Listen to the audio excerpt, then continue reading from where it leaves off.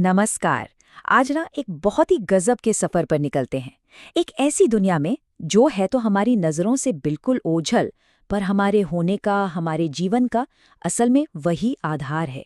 जी हाँ, हम बात कर रहे हैं कोशिका यानी सेल की, जीवन की सबसे छोटी लेकिन सबसे जरूरी इकाई। तो चलिए इस छोटी सी दुनिया में एक बड़ी सी छलांग लगाते हैं। तो चलिए सबसे पहले एक बिल्कुल बेसिक सा सवाल पूछते हैं। सोचिए, एक बहुत बड़ा सा पेड़, एक नन्हा सा कीड़ा और हम सब लोग। आखिर हम सब बने किस चीज से हैं? इसका जवाब सिर्फ एक शब्द में है। और मजे की बात यह है कि वही शब्द आज हमारे इस पूरे डिस्कशन का हीरो है। जी हाँ, वो जवाब है कोशिका। इसे ही जीवन की सबसे छोटी, सबसे बुनियादी मतलब स्ट्रक्चरल और फंक्शनल यूनिट कहते हैं। ये इतनी इतनी छोटी होती हैं कि इन्हें हम अपनी आंखों से देख ही नहीं सकते। पर कमाल की बात यह है कि हमारे शरीर में ही खरबों मतलब ट्रिलियंस ऑफ सेल्स हैं जो हर पल, हर सेकंड काम कर रही हैं। अच्छा, अब ये तो पता चल गया कि कोशिका है क्या। तो फिर देर किस बात की, क्यों ना इसके अंदर ही चलकर देखा जाए। चलिए, एक कोशिका के अंदर की सैर करते हैं और मिलते हैं इसके कमाल के हिस्सों से, जिन्हें हम कहते हैं कोशिकांग या ऑर्गेनेल। तो हमारी ये यात्रा शुरू होती है कोशिका के ब्रेन से, मतलब इसका दिमाग, नाभिक, जिसे न्यूक्लियस भी कहते हैं। यही है कोशिका का कंट्रोल सेंटर। बिल्कुल वैसे ही जैसे कंप्यूटर में सीपीयू होता है ना, जो सब कुछ कंट्रोल करता है, ठीक वैसे ही नाभिक कोशिका के सारे काम को डायरेक्ट करता है। और हाँ, इसी के अंदर होता है हमारा सारा डीएनए, यानी जीवन का पूरा ब्लूप्रिंट।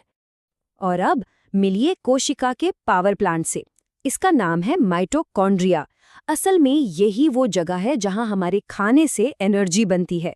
वही एनर्जी जिससे सिर्फ कोशिका ही नहीं बल्कि हमारा पूरा का पूरा शरीर चलता है। इसीलिए तो इसे कोशिका का पावर हाउस भी कहते हैं। अच्छा, पर ये सारे ऑर्गेनल्स रहते कहाँ हैं? ये सब तैरते हैं साइटोप्लाज्म में। साइटोप्लाज्म एक जेली जैसा लिक्विड है जो पूरी कोशिका के अंदर भरा होता है। ये न सिर्फ सारे ऑर्गेनेल्स को अपनी अपनी जगह पर रखता है, बल्कि कोशिका की ज्यादातर केमिकल रिएक्शंस भी यहीं होती हैं। अरे रुकिए, एक कोशिका में सिर्फ इतना ही नहीं, और भी बहुत कुछ है। सोचिए, कोशिका झिल्ली एक गेट कीपर है जो ये देखती है कि अंदर क्या आएगा और बाहर क्या जाएगा। राइबोसोम ये प्रोटीन बनाने की फैक्ट्रियां हैं। और फिर एंडोप्लाज्मिक रेटिकुलम और गोल्जी उपकरण हैं जो इन प्रोटीन्स को पैक करके सही पते पर भेजते हैं। सच में ये एक बहुत बिजी शहर जैसा है जहां हर कोई अपना अपना काम कर रहा है। तो कोशिका के अंदर का ये शहर तो हमने देख लिया, पर सवाल ये है कि इस छोटी सी दुनिया को खोजा किसने और कैसे? चलिए अब जरा इसके इतिहास और कुछ जरूरी फैक्ट्स पर नजर डालते हैं। ये बात है साल 1665 की। रॉबर्ट हुक नाम के एक साइंटिस्ट ने सबसे पहले इस अनदेखी दुनिया का दरवाजा खोला। उन्होंने अपने ही बनाए एक माइक्रोस्कोप से जब कॉर्क का एक पतला सा टुकड़ा देखा, तो जानते हैं उन्हें क्या दिखा? मधुमक्खी के छत्ते जैसे छोटे छोटे खाने। बस उन्हीं को उन्होंने नाम दे दिया सेल्स। और यहीं से शुरू हुई सेल बायोलॉजी की कहानी। तो अगर हम सब कुछ समेटें तो चार मोटी मोटी बातें याद रखने वाली हैं। पहली, कोशिका ही जीवन की बुनियाद है। दूसरी, ये अपने आप में सबसे छोटी जीवित इकाई है। तीसरी, इसके अंदर कई छोटे छोटे अंग काम करते हैं। और चौथी, इसकी बाहरी झिल्ली एक स्मार्ट गार्ड की तरह काम करती है।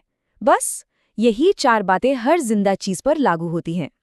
एक सवाल, क्या सारी कोशिकाएं बिल्कुल एक जैसी होती हैं? इसका जवाब है नहीं।